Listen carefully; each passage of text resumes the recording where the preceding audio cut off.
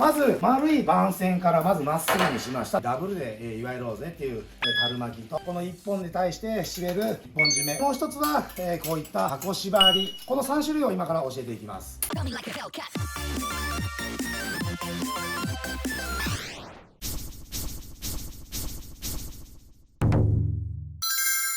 お疲れ様です。はい、お疲れです。今回はですね、はいはい、電気屋で番線を使うことがなるほど、少々ありまして、はい、で僕も前動画を出したんですけども、はいはい、飛びさんですかね、ちょっとそのやり方怪しいぞと、怪しいぞと、はい、僕も言ったらいろんな人に教えてもらったりで、はいはい、理由が混ざってたりで、ちょっと正しい番線縛りをできてなかったのかなっていうのもあるので、はい、職業は飛び、主に飛びをやっております。飛びと言われてもですね、いろいろありまして、足場、それから縦型飛びですね、鉄骨です。それから重量飛び、こういったところを主になりわいとしてやっている飛び職人です。番線縛りのプロフェッショナルってことですね。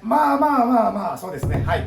でちなみに共振インフォメーションさんという名前で、YouTube されてますので、こちらに貼っときますので、ぜひ見てください。ということですね。はい。で今日僕含めて電気屋が3人おるんですけど、多分いろいろこんなシチュエーションで使うよっていうのがあると思うので、ちょっとみんなの疑問にそうですね、お答えしていこうと、やり方を教えてもらう。はい、わかりました。でいきたいんですけど、まずその番線っていろいろ売ってるじゃないですか。いろいろ売っている、つまりはなんか何番やったり、そう、番手の数ですね。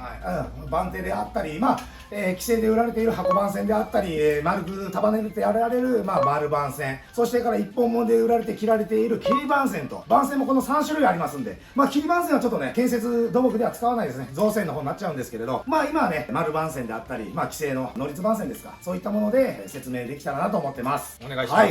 早速いってみますか。それではね、電気屋 YouTuber さんの視聴者ということはですね、おそらく電気屋さんがメインでいるのかなというところで、知っている方はもう多くいらっしゃると思いますけれど、あえてもう一度僕の方から説明しておきます。こういったね、作り番線、通称我々作り番線であったり、規制番線であったり、箱番線と言われる能率、こちらは能率から売られている10番線ですね。10番線。もうすでに加工されて売られています。一番手っ取り早いんですよね。切り寸法は700で作られていると思われますと。こういった10番線がございます。そして、こちら、12番線ですね。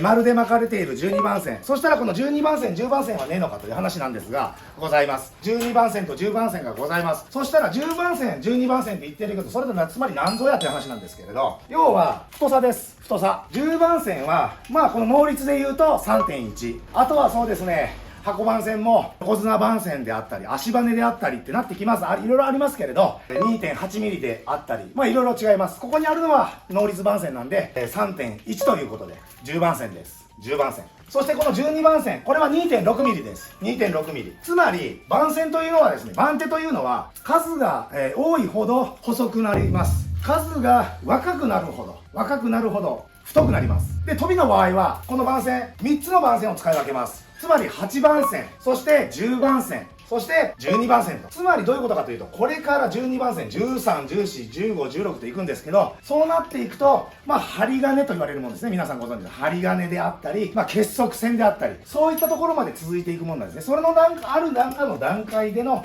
番線が、この3種類あると。8番線、10番線、12番線と。よろしいですか？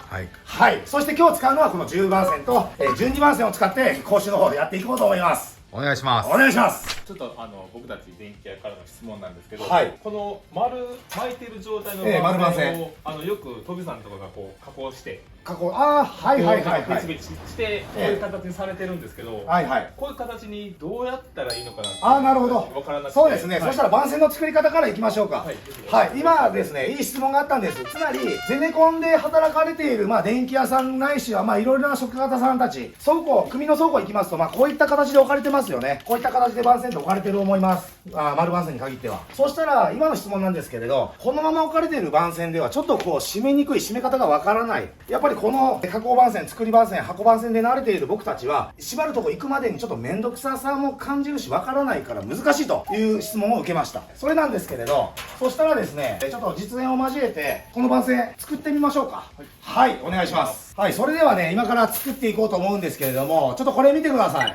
これね、ちょっとワンポイント、イラッとするワンポイントがこれです。見る方見ると分かりますが、この番線切った後は曲げておいてくださいね。次の人が使うために曲げておいておく。これはモラルとして覚えておいてください、皆さん。曲げておいておく。そしたらこの端部がどこかっていうのがすぐ分かるので、取りやすいということですね。切ったら曲げておいておく。まずそれからちょっと話を進めていきます。そうですね。そしたらですね、まあちょっと適当っていう言い方僕あんまり好きじゃないんですけれど、まあ一握り今これで握って必要な分切っていこうじゃないかということで、そうですね、ここでいってみます。いいですか？切ったらですね、切ったら曲げるんですよ。切ったら曲げます。切ったら曲げます。はい、切ったら曲げますよ。はい、曲げて一度置いときます。これからですね、こういう形になりました。はい、増田2期。はい。さっきの質問です。そしたらこれからこれを手渡されたら、はい、手渡されたが、しかしこれをどうすればいいのかって話ですよね。はい。はい、そしたらですね、皆さん見てください。まず切った端部が一発ここにあります。ありますね。見えますか？わかります？はい。この面でパチパチパチパチと切っていきます。切っていきます。ちょっと増田2期、はい、今道具はないんですかね？そう、ごめんなさい、丸腰です。あ、丸腰ですね。はい、あなたはあれですか、講習を受ける立場でありながら丸腰で来たなかなかことありますよね。あ、そうですか。なるほど。まあ、増田2期、こういう増田2期を皆さんよろしくお願いします。丸腰で来たと。なかなか根性ありますよ。はい。私も長い間ですね、若い人たち講習しますけれど、丸腰で親父来ましたという若い人、私なかなか会ったことないですね。はい、いいですか、すいません。余談になりましたが、今見てください。この端部揃えてここ切っちゃいました。全部切りましたね。で、これをまず半分にしていきたいんです。いいですか？見ておいてください。この半分にしたいということは、ここを支点にしてまず曲げ込んでいきますよ。曲げてます。いいですか？反対方向。曲げます。ね、曲げましたよ。で、曲げたところから今度煽っていきます。煽っていくと。煽るという。煽るという。はい。半分にしました。後でちょっと一人一人やってもらいます。はい。ちょっと見ててください。まあここで一回癖をつけます。癖をつけます。癖をつけます。癖をつけます。こういう状態になりました。あとはもうちょっと離れてくださいね。いきますよ。いいですか？はい。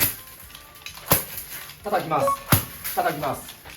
叩きながら丸めながら伸ばしていくと。いいですか？いいですか？はい。伸ばしましたと。こういうことですね。そしたらまずこの形ができましたよと。この形が1本できました。そしたらこれから人形をさて、そしたらどうするんだということなんですけど、これからねじって、型作っちゃえばもう人形の出来上がりと。人形って言うんですね。人形ですね。はい。まあ加工番線でも言いますよ。人形でもいいです。人形番線。長さとかはもう。長さはこっちは700です。はい。こっちは長さは750でできます。750で。これを半分にすれば750。そういうことですね。そしたら増田2期、はい、この後ね、ちょっとこれで今から丸腰の増田2期に作ってもらうんですけれど、そうですね、ちょっとこの辺で、このぐらいでやってみましょうか。はい、丸腰。このぐらいで。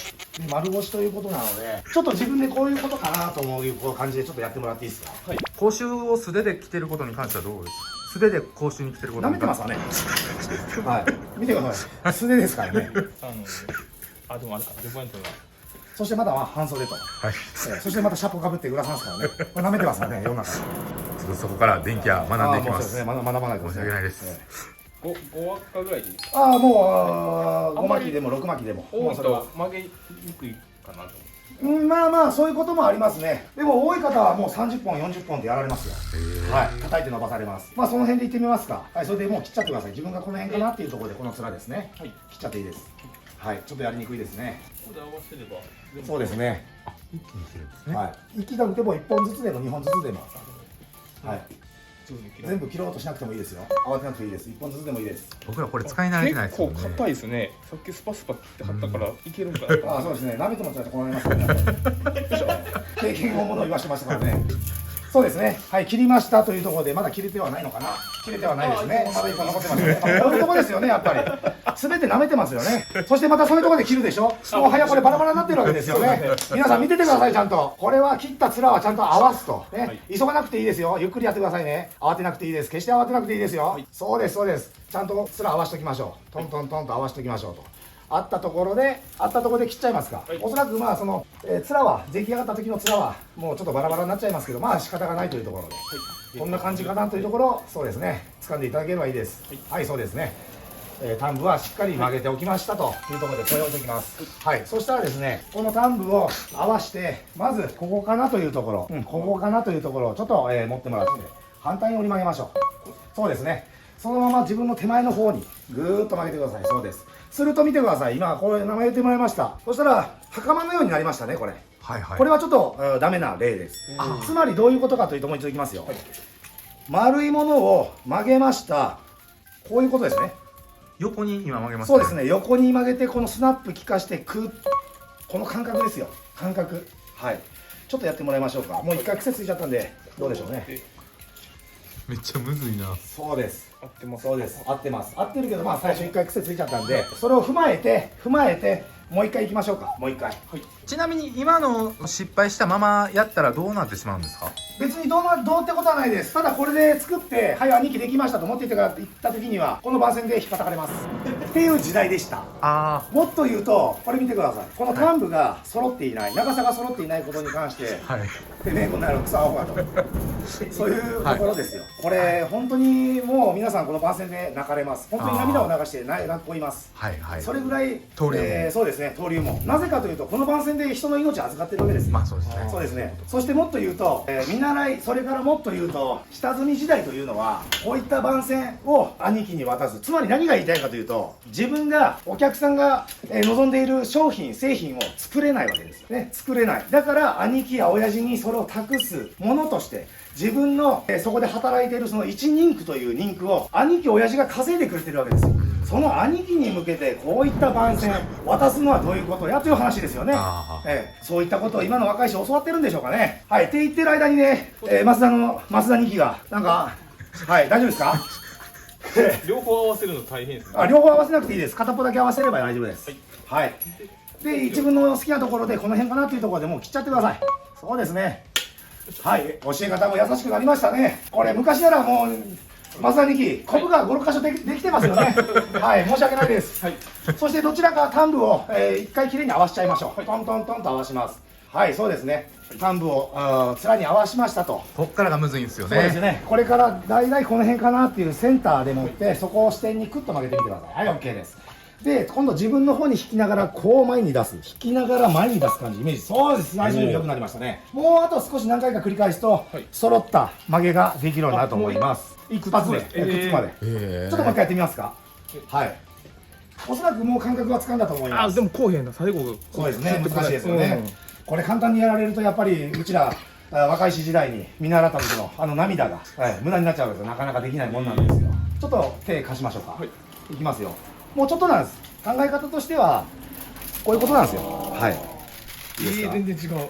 いいですか？ちょっとこのずれてますけれど、これはちょっとご愛嬌ということでいきましょうか。はい。そしたら増田2期これをですね、自分の膝でもってちょっとこう折り曲げてそうですね。もうこの辺からでいいです。そうですね。この折り曲げていくことは何の意味があるんですか？これはただ単に癖をまずこのまっすぐ持っていくための癖を戻すと、丸から直に持っていく段階の一つの工程として覚えていただければ結構かなというところです。はい、ある程度まっすぐなりました。まっすぐなりましたがまだメラメラメラとなっていますね。はい、これを叩いて伸ばしていこうということですよ。はい、そしたら舐めてる増田2期お願いします。はい、叩いて伸ばしていくんですけれど、ちょっと待ってくださいね。先にこの番線指の指す父方向から握ってこの方向を先にまっすぐ叩きましょう。はい、いいですよ。結構両手でいきましょう。はい、そうですね。ちょっと一回反転させてください。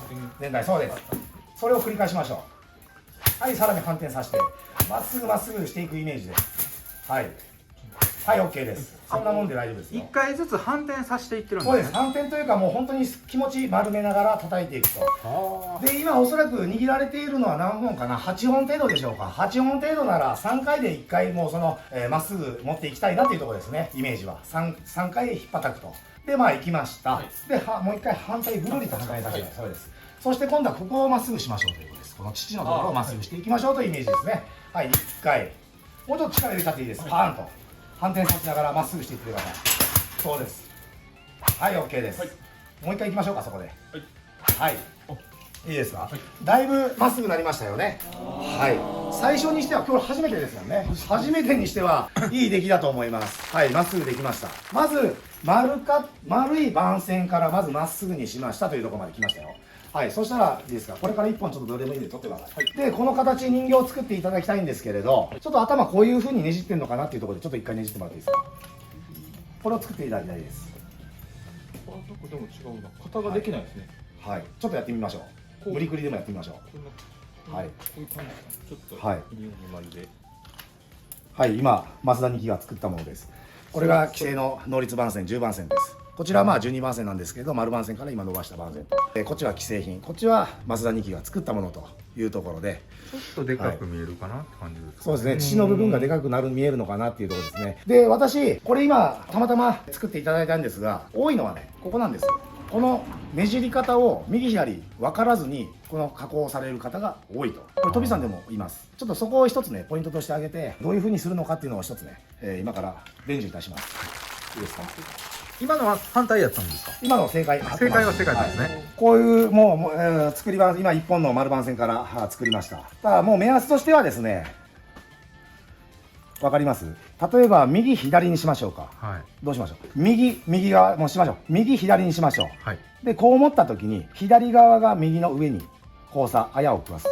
わかります。はい、こういうことです。順番としては右のものが左の下に入ってますね今。これです。OK ですか。これを逆にしてしまうと一周損をしてしまいます。一周損をしてしまいます。それはまた後からお見せします。これが正義ですよ。いいですか。はい、そしてさらに言うと既成の番線、父の大きさこうなってます。今ほぼ同じにしてます。ほぼ同じにしてます。これをさらに僕はさらに短く小指が入るかの程度で持っていきます。これも後で説明いたします。父は小さい方がいいんですか。小さい方がいいですね。もっと言うと自分が使っているこの篠の一番太い部分で合わす方がいいかもわかんないですね。はい、そのイメージです。まあこれは僕のこれ独断と偏見なんですけれど、でさあこれからどうするのということなんですが、こういうことです。中指手かけます。もしくはこの2本かけちゃってもいいです。親指で押さえて2本かける、もしくは親指で押さえて中指かけると。2本指かけましょうか。はい、ね、かけます。でそのまま折り曲げてやるだけです。折り曲げてやるだけで、人形が型ができるということですね。はい。永久保存前。そういうことですね。ちょっと増田2機やってみますか。はい、左が右の下へ。はい、そうですね。これで小指が入る。そういうことですね。はい。で、そうですね。そうですね。その中指はそこには中入れないですよ。ここですね。あ、そうですね。はいはい。そういうことです。はい、なんか手つきやらしいですけど大丈夫ですか。はい。あ、そうですね。はい、あ、いいじゃないですか。あ、いいですよ。そうです。十分です。番線の作り方としてはもう十分だと言ってもいいです。はい。そしたらですね、これから番線の方をちょっと祝いていこうと思うんですけれども、ここまで皆さんよろしいですか。番線、番手には8番、10番、12番がありました。そしてこういった規制で売られている番線ですね。10番線です。能率番線です。能率番線は 3.1 ミリあるんですよ。この幅が。厚みが 3.1 です。それに対して12番線は2.6 ミリで丸番線ですと。でその丸番線をこういった加工番線に仕方がわからないと。現場で飛びさん見ていると丸からパチパチ切られて何か鉄板上で叩かれて伸ばされていると。あれはどういった意味があるのかっていうのは、丸番線から直に直してこの人形を作ったということなんですね。この番線を作るだけでもものすごい工程があるでしょ。そういうことなんです。では次の、質問コーナーに行ってみたいと思います。ありがとうございました。はい。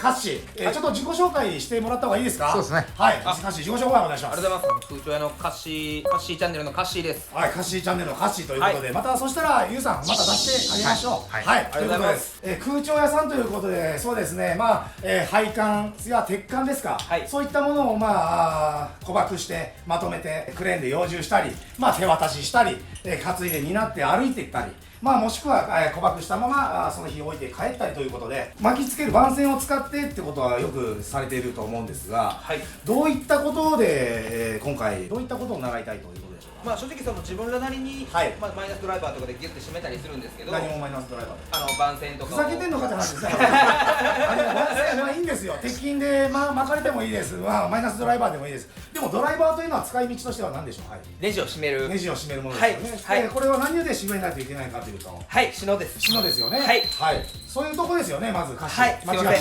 そうでしょ。はい。そういうところからまず直しましょうということですね。はい。ありがとうございます。すみません、余談な話になりました。ということでですね、そしたら歌詞がどういったもので、まあその巻きつけるときにちょっと不安なんだということなので、伝授していこうと思います。はい、それではね、皆さんこちらにも今段取りしました。まあちょっとね、パイプで簡単で輪っかをしないでですね、歌詞が言っていたこういった鉄管ですね。鉄管をまあその巻いて固爆したいと、まとめたいということなんですけれど、歌詞はまた丸腰ということで、ごめんなさい。道具もないってことですね。何もないです。何もないってことですね。はい。もう舐めてんのかって話ですね、皆さん。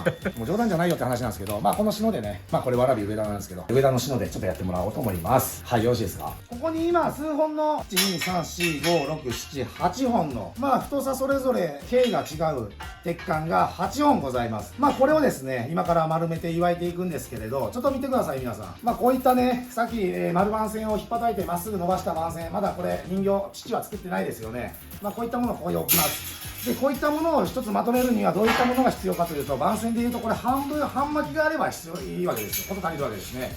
で、素人さんもしくはまあこれ見習いさんの方たち、こういったものをですね、チョキチョキチョキとパチパチパチとこれを切られると思います。確かにいいんです。それはそれでいいです。こういった作り番線ですね、10番線であったり、まあ、12番線の作り番線もそうなんですけれど、こういったところでもってですね、チョキチョキパチパチと切られて半分作っちゃうと思うんです。それでもいいんですよ。いいんだけど、ちょっとこれ注目してください。これそしたらこういったものをですね、一握り持ってですね、先ほど丸番線をまっすぐ伸ばす加工の中で曲げたように、まずこういう形作っちゃってくださいよ。ね、こういう形作っちゃってください。あとはこれ切ったらいいだけじゃないですかって話です。つまりどういうことかというと、こういうことですね。これを切りゃいいだけの話なんですよ。ここをですね、いきますよ。パチ、パチ、パチ、パチと。切るとさあどうでしょう。もうすでに半折りの半巻きができてるじゃないですかって話です。これを使っていきましょう。さあ、そしたらね、これをまとめていこうぜと。まとめていこうぜということですよね。そしたらそうですね、まあその1箇所2箇所岩いきましょうか。まず1箇所でもいいですか。まあ1回こういう形でいきましょうということですね。はい、先ほど作った作り番線の半巻きです。これをですね、樽巻き覚えてください。樽巻きで岩いていきます。樽巻きつまりダブルで岩えろということですね。いいですか。そしたら下から番線を持っていきます。下から通してそのままダブルで持っていきます。見てください。いいですか。はい、で篠を入れますよ。篠を入れます。キュッキュッキュッと上げます。で巻きます。まずこの形作りましょうと。そしたらもう手入れないです。番線そこで上にくるくるくる篠を入れてそのままくーっと巻いていくだけです。巻いていくだけです。イメージはあまり暴れないようにということで、今分かりやすいようにやってます。いいですか。ちょっと後で、詳しくは説明しますんで、まずこの形一つ箸、そしたらこっち行きましょう。はい。この最後の締め付け具合はどんぐらいで締め付け具合はちょっと皆さん後でやってもらいます。はい。はい。お願いします。はい、そうですね。はい、行きましたと。はい、篠。はい。はい、ストップ。はい。ここです。皆さんこれ見てください。まずはいいですか。ちょっと歌詞変わりますか。はい。はい。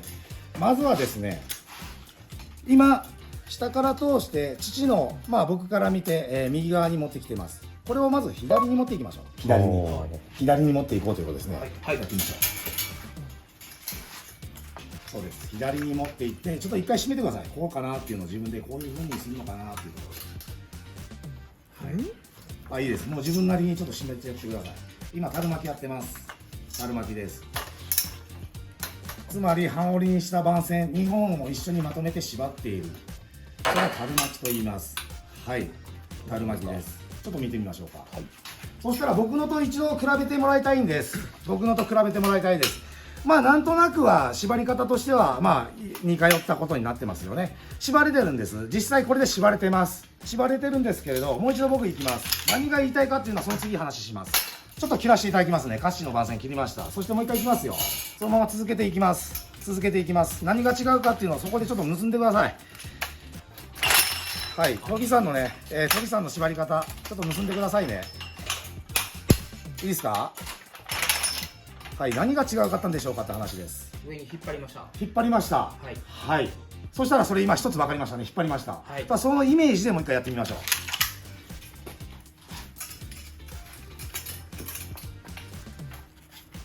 はい。この段階で、そうですね。この下の遊びをちょっと今引っ張ることによって遊びを取ったということですね。はい、1回、はい、2回と、はい、3回。そんな感じですか。はい、そんな感じでいきましょうかということですね。はい、今カッシーは3回でこの樽巻きこんな感じでしょうかというふうに僕の方に持ってきました。この3回がつまりどういうことかっていうのを見てください。これまだ今遊んでますよ。遊んでます。今の3回を、そしたらつまり今度例えば2回半で締めれないかという話なんです。3回を2回半で締めれないかという話になってくるんですけど、した時にどうするかというと、最初の段階でこの乳となる番線を入れるところを乳が出過ぎてたと。これはどういうことかというと、篠を垂直にしてもらって物にあてがってイメージはそのまま入る程度の出面といいますか、わかりますかね。この面であるから引っ張って効かすことができたんだというイメージです。イメージです。イメージです。もっと言うと、この乳、つまりこの番線を入れるこの通すこの穴は上に出てなくても下でもいいわけですよ。下でもいいわけです。この面よりも下でもいいわけです。篠で起こしゃいいだけなんです。はい、伸ばしゃいいだけなんですね。でいいんですよ。カッシーノでも全然 OK です。 OK です。 OK なんです。ただ足場としては、これ足場の講習ではないんで、足場の飛びさんがとなるとこれはブー NG です。ただ物のこういった仮締めであったり、その幼獣でそういったところで使う締め方であれば全然 OK です。 OK です。 OK ですが、基本というかそうですね、覚えていただきたいのは下から持ち上げるイメージですね。まずで下の隙間を取ってやると、遊びを取ってやるといったところで、2回半回転で締めたいよねってとこです。締めたいよねってとこです。歌詞ちょっと見てください。もうこの時点でもう半分なんだということですね。すいませんね、ちょっとなんとなくでしかわからないかもわからないですけれど、今1回転ですね。はい、1回転です。もう効いてますよ。はい、2回転です。2回転、もうこの2回転で効いてます。で3回転はおまけで、グリコのおまけと一緒ですねということです。これも動かない、鉄と鉄なんで動かない方はそれは動きます。ダブルなんで、樽巻きなんで、これが箱、これからやっていく箱縛りであったりってなってくると、もっともっと頑丈な縛り方っていうのも伝授していきます。はい、ありがとうございます。はい、今これは最高、今できてる。ただ今持っていき方もいい。こっちから入れるんではなくて、こっちからこう持っていくな。ここで起こしちゃう。はい。そうです。一回そこで、そうなるほど。ここでコテにしてやって、今分かったよね。そのイメージ。そう。はい、左手外しちゃう。左手外して、今度俺が何が言いたいかというと、この状態でこれがあっち行ったりこっち行ったり、もう何かな、しないように、ここでこれがただここで2つが回るイメージで、ちょっとこれ締めてみて。左手は触らないよ。これは動かない、あっち行ったりこっち行ったりして動かないように。それが一番番線が効いている見方かな。見方、イメージですよ。そう、なんとなく分かってきたよね。そして今手変えたよね。変えたというのは、篠の握り方を変えました。変えちゃダメ。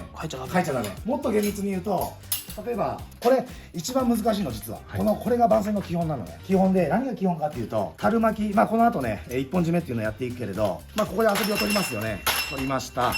でここで1回3回転させて、もうこれで形作っちゃいます。もう手いらないです。番線押さえなくて結構で、あとはこれちょっと皆さんここ見てくださいね。この2つ、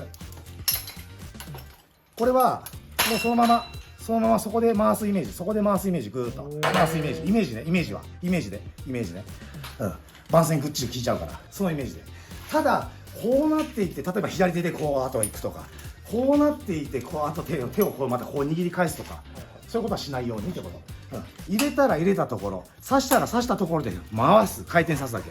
そこで変なねじりを入れたり、最後確かに効かすのにクッとやって、そこでちょっと技術的なことをやったりするとかはあるけれど、基本は入れたら入れたところで360度回すイメージ。そこで回すイメージ。入れたら入れたところで回すイメージ。入れたら入れたところで回すと。同じ条件で回していく。つまり同じ条件で回すとどうなるかって、この2本のこのひげが、番線のひげがあっち行ったりこっち行ったりしないよってことね。もう一回ちょっとやっちゃいましょう。このままこう入れたら、そうそのイメージ。今パッチってもう番線切れちゃったね。はい。今もう半分のやつがなくなっちゃったね。もう作っちゃっていいよ、半分で。これいいですか？いいよ。はい。ちょっとね、長さ的にはちょっと、番線の格好がね、長さが不細工だから仕方ないけれど、言ったこと覚えてるじゃない、いいじゃない。そうね。はい。背が焼けるね。至れり尽くせりですね。ありがとうございます。すいません。はい、いいよ。そうです。いいね。だいぶ良くなってきた。はい。いいよ。そこであまりね、その何かな、そこにとらわれなくてもいいかもよ。そこにとらわれる必要はない。ただそのイメージ、気持ちは大切。はい。大切。そう。そのイメージね、そのイメージ。そこでこういうこと。手を持ち替えないってことね。持ち替えるんだったらシノもう差し替えろよって話ね。で、こうでいい。そう。で、シノの持ち方こうでこう巻いていく、こういう風にしていくではなくて、ちゃんと握りましょう。例えばこのままね、体がもう向きが向けれなくなった、向けれなくなったら抜いてあげて、また差し替えてあげると。今刺したら刺した方向で回せって言ったのはこういうことね。こういうことね。刺したら刺したところで回していこうぜってことね。はい。いいよ。覚えが早いっていう言い方もちょっと失礼かな。だいぶでも言われてるは言われてたのね。十分です。言われてるって言ってるんですか？いわくとかいわく。まあ縛るでも結ぶでも、そう結ぶっていう。いわく。これでも方言なのかな、何なのかな。こっちでも。いわく、番線いわく。まあ鼓縛する。いわく、鼓縛する、縛る。番線縛る。はい。よろしいですか？はい。はい、わかりました。ありがとうございます。ありがとうございます。これで配管、まあ僕ら運んだりするのですごい参考になりました。はい。僕らも現場でこういうふうに材料置き場っていうのを設けてて、こういう棚があったりするんですけども、ちょっとこれ暴れちゃうので、ここを使って固定したいと。はい。そういった時にどういった方法があるのかってことですね。2種類ありますと。まあ正確に言うと3種類あります。今見てもらったような祝い方、つまり樽巻き。樽巻きとは1本の番線を、まあこの2本の番線をですね、1本で祝いろうぜ、要はつまりダブルで祝いろうぜっていう樽巻きと、もしくはよく皆さん関東ではシングルと言いますね。1本締めです。この1本に対して締める1本締め、もしくはシングル巻き。もう一つは、こういった箱縛り。この3種類を今から教えていきます。よろしいでしょうか？はい、お願いします。はい。そしたらですね、ゆうさん、ここに今能率の規制番線10があります。10番線で今度ちょっと行ってみましょうということで、ちょっと1本使いますか？はい。1本使っちゃって、まさか丸腰です。丸腰で来たと。叱られに来たんですか？叱られに来た。本当に叱らない人ですよね。困っちゃいますよね。ということでね、この番線を使っていただきたいんですけど、よろしくお願いしますね。お願いしますよ。はい、そしたらね、まず1本締めからいきましょう。シングルです。そしたらゆうさん、このシングルダンスですけど、ちょっと一度見ててください。まずこれはもう一番オーソドックスです。足場、つまり飛びもですね、同じような縛り方します。そっちからカメラなんで、そっちから行きましょうか。いいですか？見ててください。通し方は、転ばしです。つまりこうなって、これを床材として考えたときに言いますと、転ばしですね。転ばしに対して、斜めに入れます。斜めに入れます。いいですか？斜めに入れて、ここで、ねじりたいと。ねじりたいということなんですけれど、私の場合はですね、ちょっと一回やってみます。やってみますよ。すでにこういう形はできていましたと。いいですか？はい。シングルで今言われてきます。いいですか？こういうことです。ちょっと一度、言わきますね。で、その後また細かい説明していきますということで。はい、どうでしょうということです。はい、1本締めの完成です。で、この1本締めなんですが、当然、斜めに1本しか取れてないので、こういうねじり、こういう力には働きますけれど、当然この力には弱いということですね。そういったデメリットがあるよということです。でも一番簡単な巻き方としてはこの1本締め、これです。これでも OK。2点祝いますんで、これでも OK ですよということです。ちょっとそしたらゆうさん1本締めやってみますか。はい。いきます。はい。早くて全然覚えられない。いや、全然もう自分の今までやってた、ゆうさんがやってたように祝いてみてください。はい。僕の真似しなくてもいいですよ。はい。はい。書いていいですか。はい。どうぞ。はい。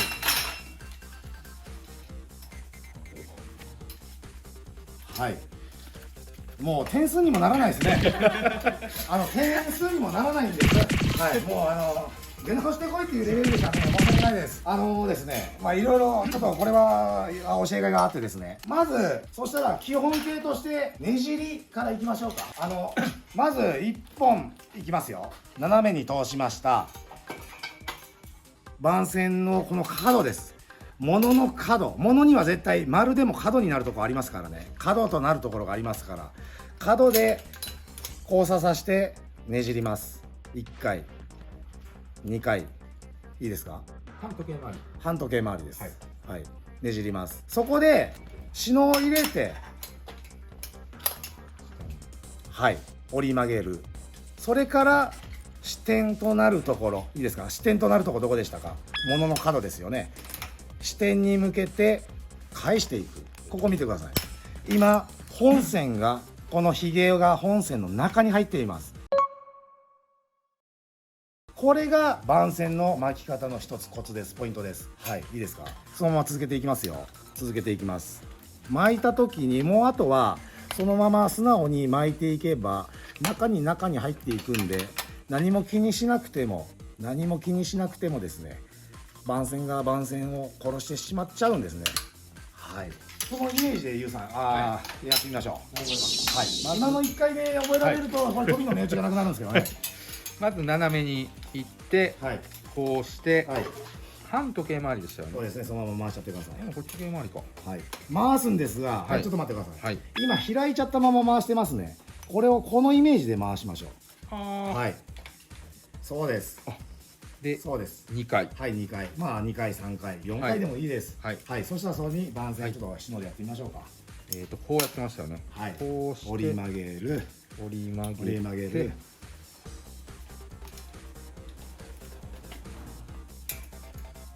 はい、ストップです。はい、そしたら今の状態、篠入れといてください。篠入れといてくださいね。このひげがこの番線、本線が、このひげの上に来ないといけないんですね。はい、それをイメージして、はい、このひげがこの中に入らないといけないわけですよ。そのままちょっと縛ってもらっていいですか。回していいんですか。はい。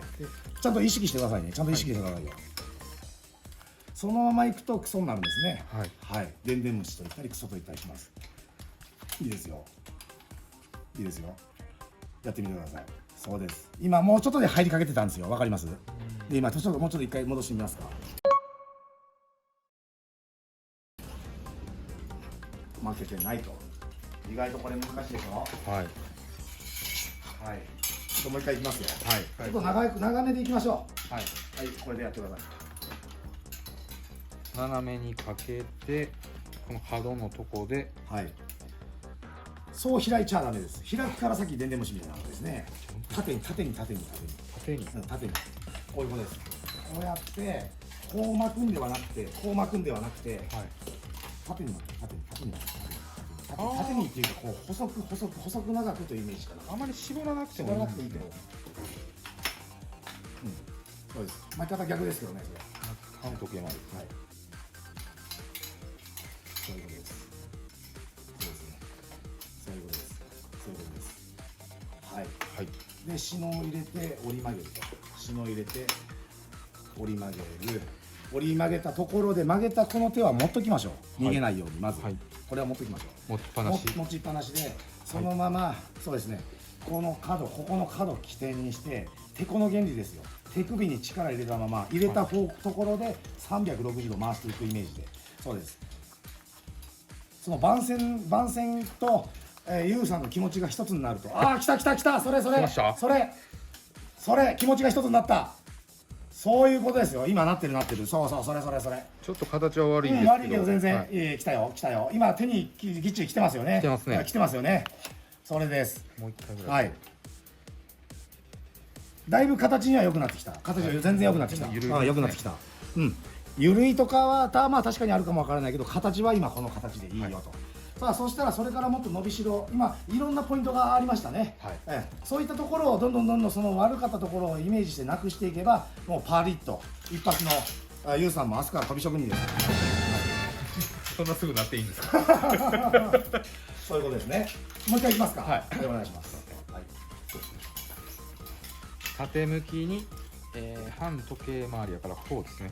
ここのこの具合って何でもいいんですか。いや、ここはもう角に、きっちり締められる方がいいです。当てがって。そうです。当てても角は角でそこでねじる方がいいですね。一回そこでねじっちゃって番線を固定してそのまま縦に行きましょう。縦に細長くねじっていくと。そうイメージはそうです。そういうことです。で角に当てながら下に折り曲げて、その手はちょっと今逃がさないでくださいね。はい。回していいですか。回していいですよ。そうです。そのイメージで、そうです。中に入った。来た。そう。うまいよ。これが一番いいと思われます、はい、今までやってきた中で一番いいと思う。はい、もうあと半回転で切れるぐらいになりますよ。ちょっと今甘くなってますからね、はい、甘くなってますからね、気をつけてくださいね。はい、OK です。はい、だいぶね、皆さん見てください、だいぶ良くなりましたね。これゆうさん見て、はい、1回転いいところに中入ってますよ。イメージはこれ、イメージはこれです。はい、あとはね、どんどん自分でイメージしながらこれを忘れずに、もう毎日例えば現場行かれてもこういうバンクズ、鳥が捨てたバンクズあるじゃないですか、番線カス、はい、あんなもん拾って練習してもいいですね。はい、一本締め、これがまず一本締めというところで、はい、そしてね、私が最初に言われた方法、もう一度いきます。で、ねじる、皆さんここでねじられるんですが、こういったところでね、皆さんねじるんです。最初ねじって、飛びも一緒です。ねじりますわね。ねじって、すいません。ねじって、シノを入れて、曲げて、それから作っていくんですけれど、いいですか？このね、ねじる動作、それでシノを入れて曲げる動作がもうもったいないわけですよ、その時間すらも。何やってんだって話なんですね。した時に私はどうするかというとですね、もう一連の動作の中でですね、もうそれを一発でやっちゃおうよってことです。はい。特にこれは足場ではないです。仮置きなんで、ということで、もう今ここで父を作っちゃってるんですね。で、そこでもう番線入れるだけです。もう左手離したってもいいです。あとは、視点を対して回していくと、岩切れるじゃねえかっていうことですね。はい、どうでしょうか。仕上がりですと。こういうことです。はい。はい。締まっていくのが見えるですね。ここのこれがギューッと締まって巻いていくのが。はい。これが職人技です。すいません。縮まっていってた。そしたらこれ一本締めね。はい、次、樽巻き。樽巻きは先やりましたね。樽巻きですね。たところで今度箱縛り。番線、そうですね、足場板、いわゆる時でももう一番これは基本となる縛り方です。で、箱縛りをやっていきましょう。はい、箱縛りなんですが、例えばですね、ちょっとここに規制番線があるんで、この規制番線作っちゃいます。まず1本に伸ばします。1本に伸ばしますよ。1本に伸ばしました。これ使っていきますね。ちょっと見ててください。僕もまたそっちの方がいいのか。通しちゃいます。これ取れますか？今度はこの下からかけちゃいますね。かけちゃいます。これ僕、独特です。かなり独特です。でもこのやり方を覚えられると簡単かな、縛りやすいかな、スピードも速いかなっていうところでの縛り方です。下から入れてそのまま折り曲げる。ここまでは一緒。折り曲げて私中指かけます。これかなりちょっとここ、技術的要素を伴いますよ。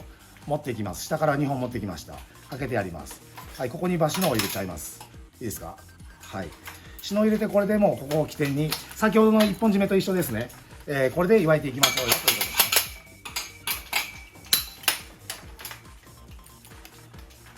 ね。この形です。これで締め込んでいきますね。いきますよ。はい、こういうことです。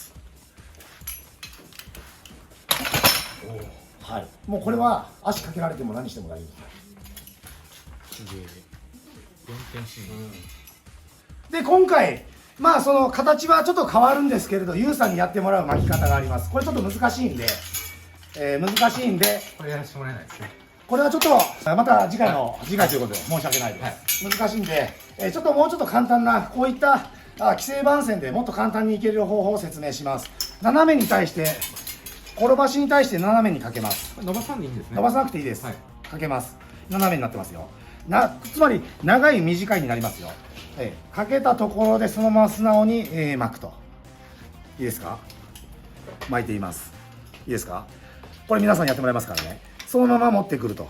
最初にかけたところに対しての番線を押さえてやると。こういうことです。押さえると。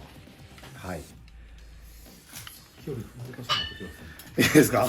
で、シノを入れてそのまま、巻き込んでいこうぜってことですね。やってみます。やってみますよ。すでにこういう形はできていました。いいですか？はい、シングルで今言われてます。いいですか？こういうことです。一本に伸ばします。一本に伸ばしました。転ばしに対して斜めにかけます。斜めになってますよ。かけたところでそのまま素直に、巻くと。だね。そのまま持ってくると。最初にかけたところに対しての番線を押さえてやると。こういうことです。押さえると。いいですか？で、シノを入れてそのまま、巻き込んでいこうぜってことですね。はい、シノを入れてそのまま巻き込んでいこうぜっていうことです。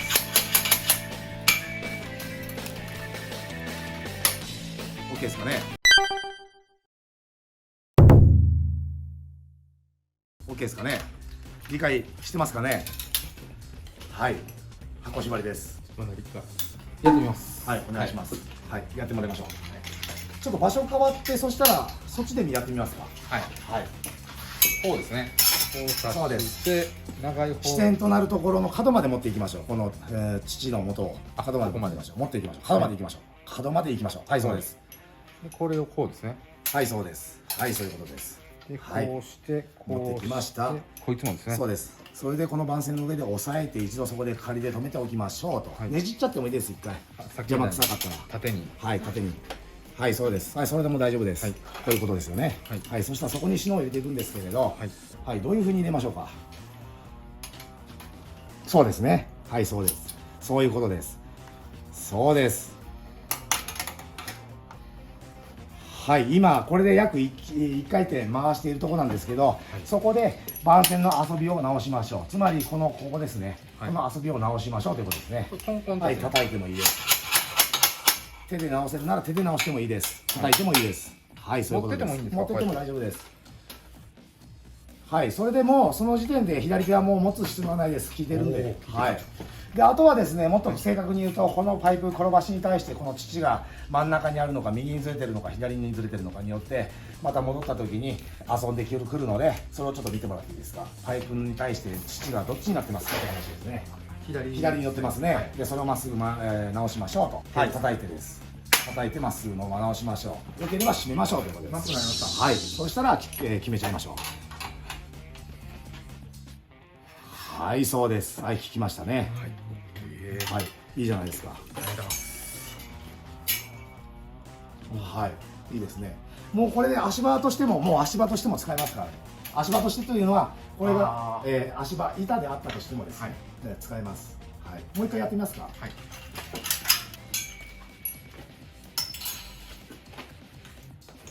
こうして、この位置は低い方がいい。低い方がいい。角の方がいい。締めるところの角。そういうことです。ここまで持ってきて、そういうことです。これ基準ですからね。これはもう遊ばしたらダメですよ。はい。で、これをちょっとねじってここまで持っていっておきましょう。こいつを。これを。ここに。はい、そこに持っていきます。合わせておきます。はい。はい、そうです。それから来たところで押さえて、それが暴れるんだったらねじってもいい。もし持っとけるんだったら持っていっていきましょうってことですね。ねじる必要はないよってことですね。ねじってもいい。ねじってもいい。はい。そういうことです。はい。はい。そしたら1周を目安にして1周して、番線の遊びを整えて物のセンターに乳があるようであれば締めて決めちゃいましょうと。はい、はい、この遊びですよ。この遊びを見ててくださいね。はい、ゆうさんそっちから見てください。これちょっと遊んでますよ。ちょっとちゃんとまっすぐやって、はい、夜遊びは危険ですね。はい、そうですね。夜遊びしすぎました。そうでしょ、うん、もう番線見てたら分かりますよ。夜遊びしてるかどうかぐらいは。はい、ほんで、あとセンター。センターですね。いいですか。あ、いいですね。なかなかいい目してますよ。はい、そうです。はい、聞きました。はい、喜んでますね。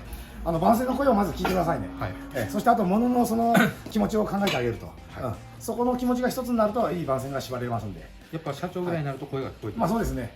常にもう声が聞こえてくるので、もう目つぶっててもここだ。ここそういうことかというのがもう分かります。僕ぐらいになれば。で縛ったら最後はちゃんと整えてあげると。それは怪我防止ですか。そうですね。怪我防止なんで、もっと正確に言うと、足場で使うとき、足場ですいませんね、足場の話になっちゃっての時はこの番線のこの乳をもうちょっとこう左右に曲げてやるとか、ちゃんと担保の処理はしましょうっていうことですね。こういったもので、飛ばしちゃってもいいですね。はい、ありがとうございます。そういうことです。はい、ありがとうございました。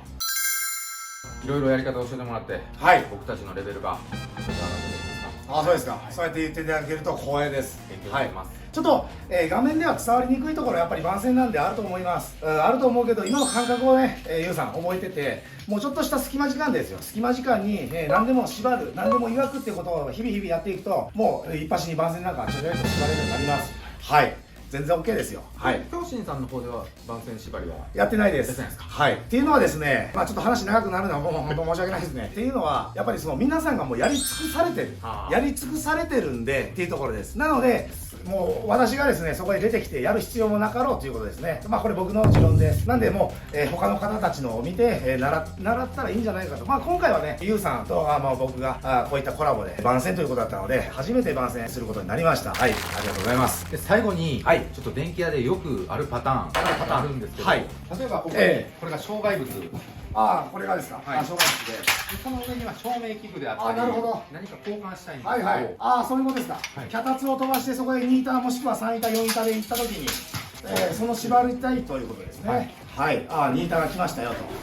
足場板です。まあこれアルミであったり鋼製であったり、昔は天板でもいいけれど、そうですね、脚立の天板って今現場どうでしょうね、使わせてくれないですよね。天板使わせてくれないんで一段下にやりますか。はい。そうですね。はい、2板をつきましたということですね。それでですね、はい、うち今日いろいろメンバー出させてもらったんですけど、ちょっとまだスーパースターおるんで、はい。大事でありスーパースターの、スーパースターの。ちょっと濡れネズミっていうんですけど、濡れネズミ。はい。濡れネズミですか。濡れネズミっていうメンバーなるほどがおるんですよ。はい。ウェットマウス。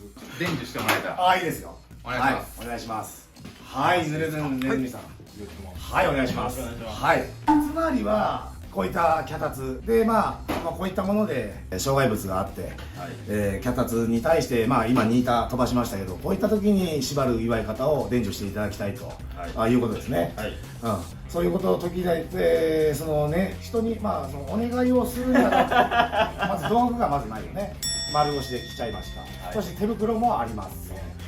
あります。手袋はあると。手袋を用意して丸腰で来たと。ふざけてんのかって話ですね。まあそういうところから直していきましょうというところで。はい、これはね、濡れネズミさんだけじゃないです。もう皆さん叱られてますんで。皆さんはい。僕だけじゃないです。はい、わかりました。じゃあそしたらね、こういったパターンでさ、そしたらどうやって祝くのってところです。で、先ほどと一緒です。基本は一緒。覚えてますか？シングルで巻いた一本締め、それからダブルで巻いた樽巻き、それから箱縛りです。どれでもいいです。縛り方としてはどれでもいいです。そしたら一番オーソドックスな一本締め、もしくは樽巻き、この2種類から厳選していってみましょうか。はい。濡れネズミさん、お願いします。はい、お願いします。これの BGM は水戸黄門でいいですかね。はい、そしたらね、どうしましょう。樽巻きでいきます。濡れネズミ、樽巻きでいこう。はい、樽巻きでいこうということで、まずそしたら番線このまま使っちゃいます。下から通します。いいですか？見ててくださいね。下から通しますよ。今見えてますか？下から通して、先ほども言いましたね。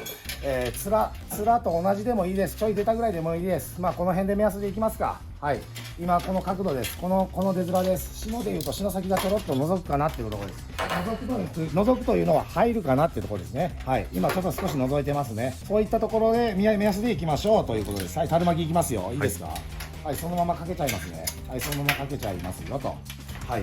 今ちょっといいですか？この状態ができてますね。この状態ができています。今こういう状態ですね。はい、いいですか？はい。ちょっと見にくいかな。大丈夫ですか？で、ちょっとここで今先ほどのように思い出してください。遊びを戻しましたよ。遊びを戻しました。そしたらこれを起点にそのまま、巻いていきます。締めていきます。いいですか？刺したところで360度回していくと。刺したところで、回していくと。いいですか？遊びも取っちゃいましょう。遊びも取っちゃいましょう。はい、遊びも取りましたよ。はい、そのまま回していきますよということですね。いいですか？もう一回いきますよ。はい、これで最後です。はい、これで聞きましたと。はい、どうでしょうということです。はい。OK ですか？はい。はい。そしたらまあこれを基準にというわけでもないですけれど、濡れネズミの方に、やってもらいましょうか。はい。こっちで生地作ってもいい、縛ってもいいし、こっちで縛ってもいいし。向かって左で岩く方が岩きやすいから、こっちで行ってみようか。右利き左利きどっち？右です。右な。よし、行こう。そうね。ポイントは少し覗くかな、篠先が少し覗くかなっていうところで。あ、いいね。はい。はい。ちょっとね、やっぱり脚立となると障害物が周りにあるから、まあ狭いところで、ちょっとね縛りにくいっていうところもあるけれど、はい、行こう。ちょっと一回見せて縛ってるところ。長いですね。いや、いいよ、全然気にしなくていい。失敗は成功のもとというじゃない。全然そんなの気にする必要ないですから。はい。はい。はい。今ね、皆さんそのままちょっと、聞いていただきたいんですけど、いいよね、濡れネズミそのまま言われて。今濡れネズミそのまま横で最後にこう持っていきました。角ではなく、ちょっとずらしました。それはそれでいいんです。ただそれも踏まえた上での縛り方の手順としてね、順序がああったんですよ実は。ってなった時に何が言いたいかというと、見てください、今こういうことになってるわけですよ。はい、はい、ね、ちょっとずつ下に逃げていっちゃっていると。はい、引っ張られてるんですか。そういうことですね。なんか一見できてるように見えるんですけど、はい、見えてるんですけれど、巻きつける、締め付ける回数も増えてくる。そしてどんどん自分の難しいようにしていってると。はい、もう見かれ出たサビですね。できますもん。はい。やらせてください。はい。もうできます。はい、お願いします。うちの濡れネズミはしぶといんで。